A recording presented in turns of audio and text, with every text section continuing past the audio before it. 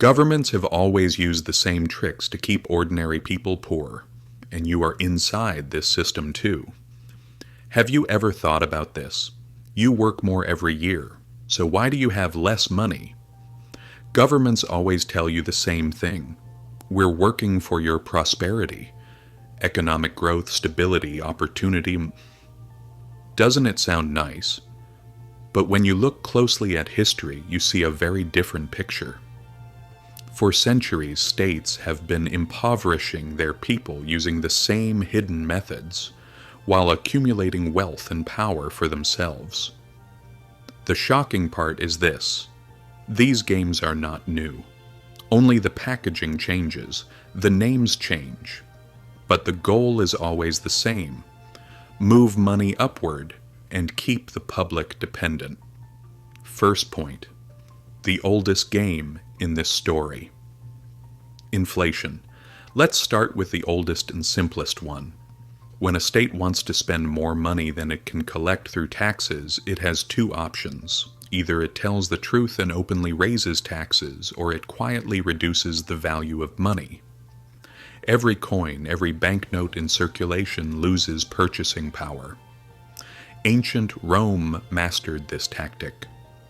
In the 3rd century AD, when emperors needed money for military spending, they began reducing the silver content of coins. The denarius, once almost pure silver, eventually became mostly copper, coated with a thin layer of silver. The empire acted as if nothing had changed, but everyone holding those coins paid the price. What was the result? Inflation exploded. Savings evaporated. Wages couldn't keep up with prices, a silent tax, a hidden deduction taken from the people, and this trick is still used today. This is where central banks say hello to us. Second point: forced lending. Let's move to the Middle Ages. Here, there was another game: forced lending. Kings in England, France, and Spain regularly ordered wealthy merchants and guild members to lend money. Of course, it wasn't voluntary. Refusal meant fines or worse.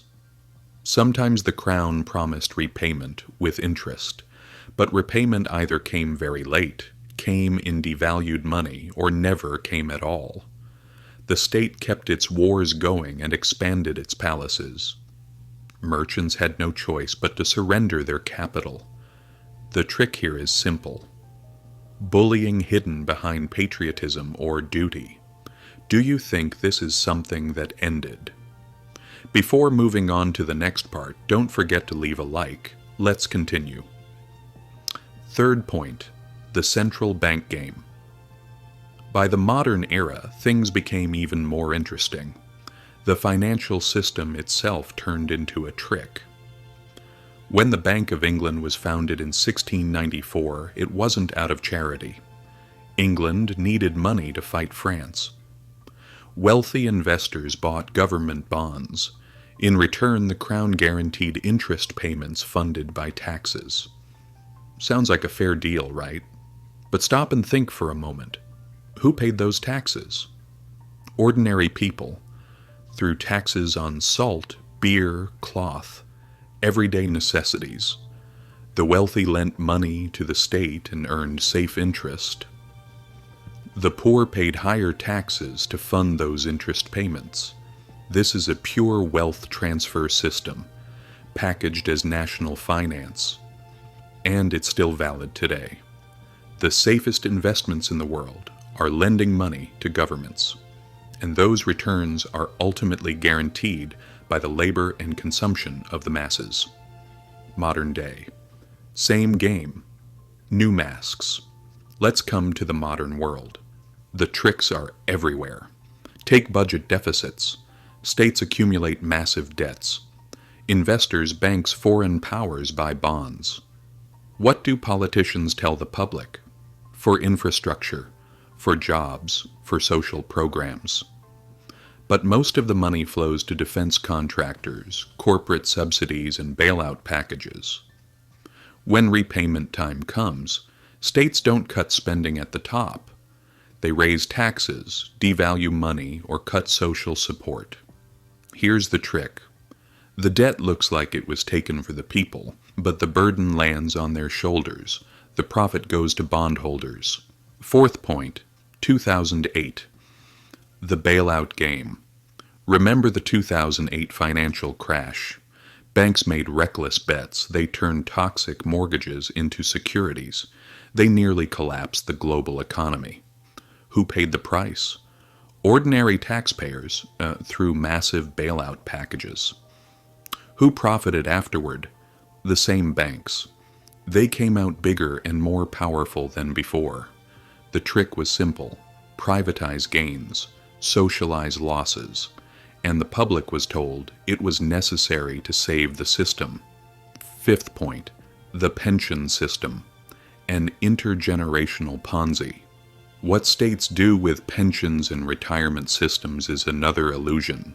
For decades, people in the US, the UK, and Europe have paid into state-run systems, trusting the money would be there when they retire.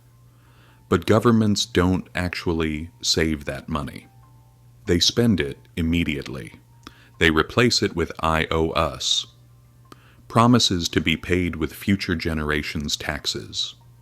This is essentially an intergenerational Ponzi scheme, wrapped in official language. It works until demographics change, until populations age. Then the system becomes unsustainable. What does the state do then? It reforms the system, meaning lower benefits, raise retirement ages, or erode payments through inflation. Notice something. At every stage, the trick relies on perception, the reality, a wealth transfer from the bottom to the top. Sophisticated games of the modern age. In recent years, the tricks have become even more advanced. Sixth point, quantitative easing. Before 2008, most people had never even heard the term. Central banks created trillions of dollars out of thin air. They bought government bonds and mortgage-backed securities. They said it was necessary to stabilize markets. And it worked. But for whom? Asset prices skyrocketed. Stocks, real estate, bonds surged. Who owns most of these assets? The wealthy.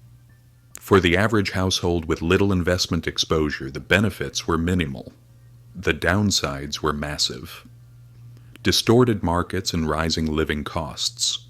The trick, money creation, saved the system for those at the top, but delivered inflation and inequality to those at the bottom. Seventh point, hidden taxes. Instead of raising income taxes directly, states quietly tax people in other ways. Sales taxes, fuel duties, and most importantly, inflation. When prices rise faster than wages, the difference is a hidden tax, an invisible deduction from savings and purchasing power. States love inflation. It reduces the real value of their debt. But for citizens, it erodes financial freedom. You see your salary increase nominally. You feel richer. But if your expenses rise faster than your income, you're actually losing wealth. This is not a flaw in the system. This is the system. Inflation is not an accident of economics. It's one of the most consistent tools states use to shift their spending burden onto you. And they will never admit it. Eighth point, regulatory capture. In the 19th century, it was railroads. In the 20th century, oil companies. Today, tech and financial giants. They all shape the rules in their favor. A small-scale truth learned on the streets of Birmingham and Peaky Blinders applies here too. Don't try to win the game. Own the referee. States present regulation as protection. But behind the scenes, the largest corporations create loopholes that suppress competition and funnel profits upward. The public sees protection. Insiders see profit. Ninth point, war financing. Old game, new costume. During World War I and II, states issued massive war bonds. They told citizens it was their patriotic duty. People believed they were supporting their nation, and they were. But these bonds also became profitable, low-risk investments for the wealthy, guaranteed by future taxes. In the 21st century, it's the same. Trillions were spent on wars in Iraq and Afghanistan, financed by debt. Who benefited? Defense contractors, banks, bondholders. Who paid the bill? Ordinary taxpayers. The trick. Wars are always presented as temporary emergencies, but their financial burden lasts for generations. Even after soldiers return home, the debt remains. 10th point. Complexity as a weapon. States use complexity itself as a financial trick. Thousands of pages of tax codes. Financial instruments even professionals struggle to explain. Budgets filled with hidden items and jargon. All of this creates an environment where ordinary citizens can't track how money flows. Complexity becomes camouflage. If you can't see the wealth transfer, you can't resist it. In ancient Rome, debased coins were physical proof of the trick. Today, it's buried in balance sheets under acronyms and vague programs. Same trick. Make it too complex for the public to follow. Let the transfer continue unnoticed. Why does this matter now? Because these tricks are still alive. And accelerating. Inflation eats away at savings. Debt burdens grow every year. When markets shake, the first reflex is still bailouts. Central banks continue manipulating money supply. States pass costs onto the public, so indirectly that most people can't even connect the dots. What's the result? A system that makes you work more for less real wealth, while the financial elite grows stronger. The lesson from history isn't just that these tricks exist, it's that they always come back. When Rome debased its coins, citizens suffered. When kings forced loans, merchants lost wealth. When modern states play with inflation and debt, households carry the burden. Different eras, same mechanism. The harsh truth. Here's the brutal truth. Most people will never escape these tricks because they don't even realize they're being played. They accept inflation as natural. They see taxes as inevitable. They believe bailouts are acts of mercy. They trust state messaging instead of studying economic history. And that ignorance is the most powerful trick of all. When people forget the past, they fail to recognize repetition. That's why states and elites prefer a financially uneducated public. Financial education is resistance. Economic history is a weapon. If you know the tricks, you're harder to manipulate. So, what should you do? First, look beyond the headline. When governments announce incentives, ask who benefits first. When inflation rises, remember, this isn't accidental, it's policy. Second, build real wealth outside the traps. Assets that can hold value even when money doesn't. Third, never assume the system works for you. Systems exist to protect themselves, not you. History may not repeat exactly, but if you don't understand it, it will crush you in the same way. The financial tricks that kept Roman citizens poor are the same tricks emptying your bank account today, just dressed in modern language. The only difference, whether you notice in time. The real question is, have you noticed yet? If this gave you a new perspective, don't forget to subscribe. Stay enlightened,